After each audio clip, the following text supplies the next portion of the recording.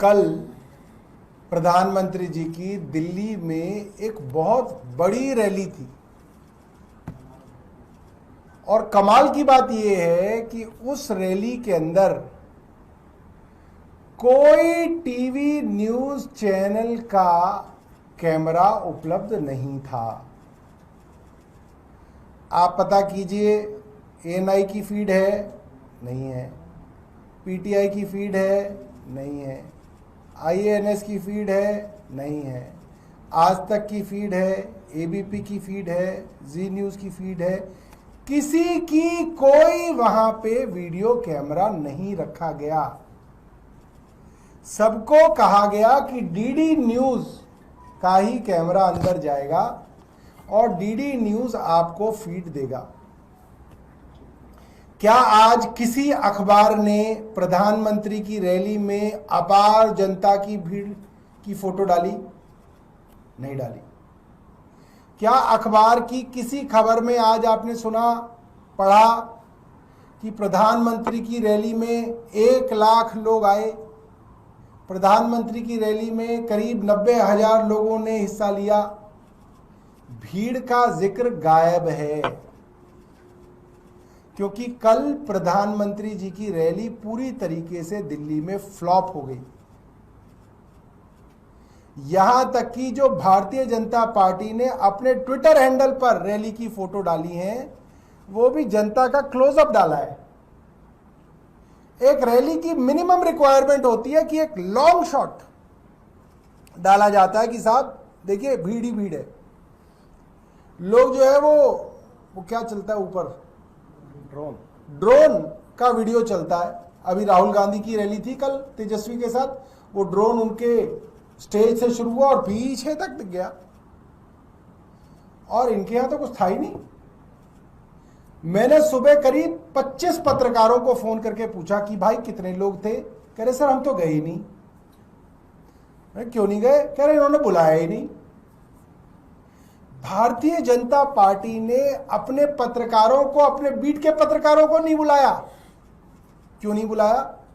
मैं आप पत्रकारों से पूछना चाहता हूं, इतने सारे पत्रकार हैं यहां पे, आप में से किसी ने उस रैली के अंदर हिस्सा लिया हो, वो बता सके कितनी भीड़ थी वहां पे? कोई नहीं बता सकता। आप अपने ऑफिसों में पता कीजिएगा, कोई आपके ऑफिसों से भी नहीं गया।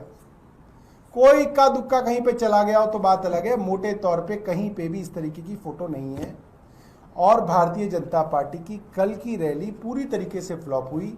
मैं जानना चाहूंगा वीरेंद्र सचदेवा जी से, मेरा एक सीधा सा सवाल है। वीरेंद्र सचदेवा जी बता दें, प्रधानमंत्री जी जहां पे भाषण दे रहे थे, उनका भाषण सुनने वाले उनके सामने कितने लोग थे? वो फिगर दे दें हमें, हम मान लेंगे उनकी। वो बता दें कितने लोग थे। आगे संजीव झा जी और फिर जनरल भाई अपनी बात रखेंगे। जैसा कि अभी सौरभ भाई ने बताया कि प्रधानमंत्री जी की रैली थी और प्रधानमंत्री जी की रैली में भीड़ नदारद थी। अब एक बात समझिए कि कल दिल्ली में एमसीडी के शिक्षक, एमसीडी के कर्मचारी, सबको यह आदेश दिया गया कि प्रधानमंत्री की रैली में पहुंचना, और बस भर भर के धमका करके, जो नहीं जाना था तो फोन करके उसको बुलाया गया कि अगर नहीं आओगे तो सख्त कार्रवाई होगी। कई सारी वीडियो रिकॉर्डिंग चली। एमसीडी के निगम पार्षद, जोन चेयरमैन सब खड़े हो करके कर्मचारी को बस में भर रहे थे। कई सारी वीडियो फुटेज चली और कर्मचारियों को भर भर के प्रधानमंत्री जी की रैली में भेजा गया। आज कई अखबारों में मैंने पढ़ा कि मेयर साहब कह रहे हैं कि ऐसा कोई आदेश नहीं था। आदेश की कॉपी भी हम संकलन कर रहे हैं जो आदेश आया है, और मैंने आज एक पत्र भी लिखा है। इस पत्र के माध्यम से फिर अगर मेयर साहब जो कह रहे हैं वो सच है, और सच ही हो, चूंकि मेयर साहब कह रहे हैं तो जिम्मेदार पद है कि कोई एमसीडी का आदेश नहीं था, तो फिर ये आदेश जो दिया गया वो किसका था? तो मैंने एक पत्र लिखा मुख्यमंत्री जी को भी, एलजी साहब को भी, मेयर साहब को भी और कमिश्नर को भी। फिर तो एक गंभीर विषय है, छुट्टी के दिन आखिर ऐसा कौन व्यक्ति है और कैसे ये सरकारी आदेश आ जाता है, और जिस आदेश के तहत बहुत सारे लोग जन्माष्टमी के व्रत में थे, उसके एक दिन बाद व्रत था, उस व्रत में थे, बहुत सारी महिलाएं थी, तो आखिर कैसे बुलाया गया, इसकी जांच हो और जो कोई भी दोषी हो उस पर ठोस कार्रवाई हो। देखिए, एक बात समझिए कि आज दिल्ली में 6 महीने की सरकार में दिल्ली की जनता बेहद नाराज है। आज तो माननीय उच्चतम न्यायालय का भी टिप्पणी आ गया, मुख्य न्यायाधीश जी का, कि अगर बारिश हो जाए तो 2 घंटे दिल्ली लकवाग्रस्त हो जाता है, पैरालाइज हो जाता है। देखिए कितनी गंभीर टिप्पणी है, क्योंकि दिल्ली देश की राजधानी है और पूरे विश्व के लोग आते हैं। तो ये जो 4 इंजन की सरकार है, मुझे लगता है उनको शर्म आना चाहिए कि आज उच्चतम न्यायालय तक को टिप्पणी करनी पड़ रही है। प्रधानमंत्री जी कल आए थे, पहली बार आए, लोग जीतने के बाद पहली बार लोग भर भर के जाना चाहिए था। मैंने कल भी कहा कि अगर उन्होंने जो वादा था 2500 रुपए का, अगर वो 2500 रुपए हर महिला को मिल गया होता तो अपने आप महिलाएं बस में भर के जाती, कहती धन्यवाद मोदी जी, मिलने जाते। तो जहां झुग्गी वहीं मकान का नारा था, झुग्गियां नहीं टूटेंगे, अगर वो मिल गया होता तो झुग्गी वाले भर भर के जाते, तो धन्यवाद करने जाते। वो सिविल डिफेंस वॉलंटियर लगभग 20-25 हजार हैं, उनकी नौकरी का वादा था 50 दिन में मिल जाएगा, नौकरी दे दी हो तो भर भर के जाते।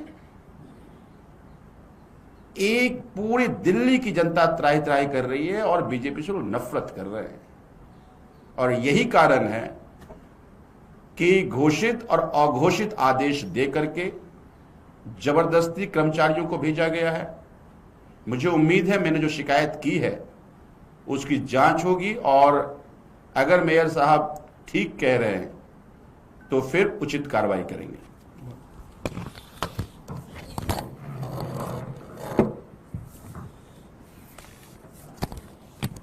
देखिए, भारतीय जनता पार्टी की रैली में, और वो भी ऐसी रैली जिसमें देश के प्रधानमंत्री, 2 राज्यों के मुख्यमंत्री, केंद्रीय मंत्री, लेफ्टिनेंट गवर्नर, सांसद, 7 मंत्री दिल्ली के मौजूद हों, ऐसी रैली के अंदर लोग ना एकजुट हो पाए, उसका सबसे बड़ा कारण भाजपा की सरकार का नकारापन ही है।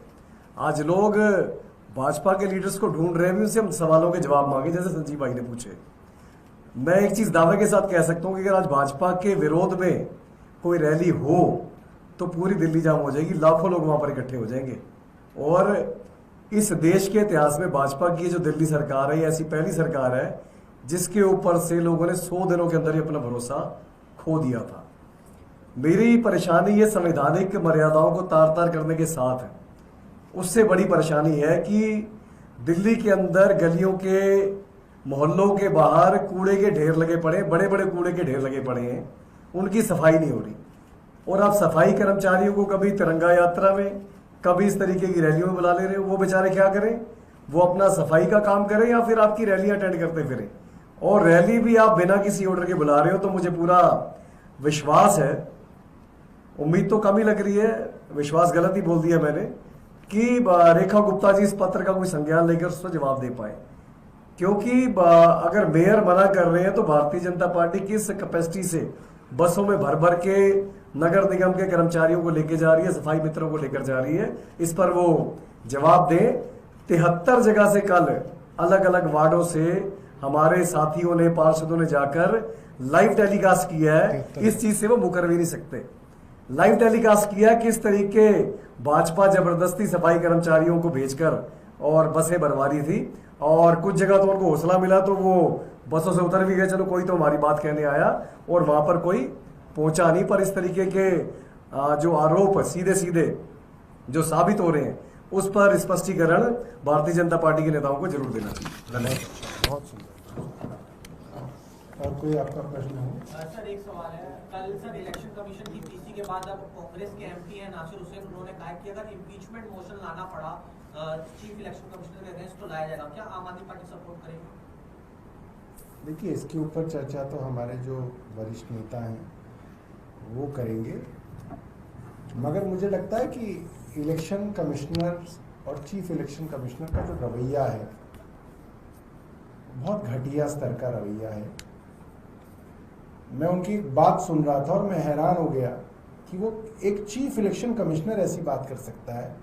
वो कह रहे हैं कि कोई पीयूष है और उसका नाम काटना है, तो मैं 100 करोड़ के रिकॉर्ड में उस पीयूष का नाम सर्च करूंगा तो पता नहीं कितने पीयूष आ जाएंगे, और मैं किसी की जगह किसी और का गलत नाम ना काट दूं। मैंने कहा अरे यार, ये चीफ इलेक्शन कमिश्नर है। फिर तो पीयूष गोयल रिटायर होंगे तो सारे जितने पीयूष हैं सबको उनकी जो है वो पेंशन बांट देना, क्योंकि तुम्हें तो पता नहीं चल रहा कि कौन सा पीयूष को पेंशन देनी है मंत्री की। ये कोई बात है? 8वीं कक्षा का बच्चा जानता है कि हर रिकॉर्ड में जो रिकॉर्ड कीपिंग होगी उसके अंदर एक यूनिक आईडी जनरेट की जाती है, जिससे आप उस रिकॉर्ड को आइडेंटिफाई करते हो, आप पीयूष के नाम से आइडेंटिफाई करते हो। फिर तो हर आदमी 3-3 राशन कार्ड बनवा लेगा, क्योंकि आपको पता ही नहीं है कि किसने किसका बनवा लिया। क्या बचकानी और कुतर्क पूर्ण बात कर रहे हैं मुख्य चुनाव आयुक्त। मतलब मैं हैरान था कि किस तरीके की बात कर रहे हैं। ये वो लोग हैं जो हमारे देश के अंदर इलेक्शन की प्रक्रिया को देखरेख करने के लिए लगाए गए हैं, जो ऐसा कुतर्क दे रहे हैं कि कितने सारे पीयूष होंगे 100 करोड़ के रिकॉर्ड में, मुझे यही नहीं पता मैं किसका डिलीट कर दूं। फिर तो कोई भी गुजरता जाए, आप किसी को भी डिलीट मत करो। कोई रामलाल अगर गुजर जाए तो आप तो डिलीट ही नहीं करोगे, क्योंकि भाई पता नहीं कौन सा रामलाल गुजरा है, इतने सारे रामलाल हैं, तो वो सब जिंदा रहेंगे। क्या क्या बचकानी बात कर रहे हैं चीफ इलेक्शन कमिश्नर।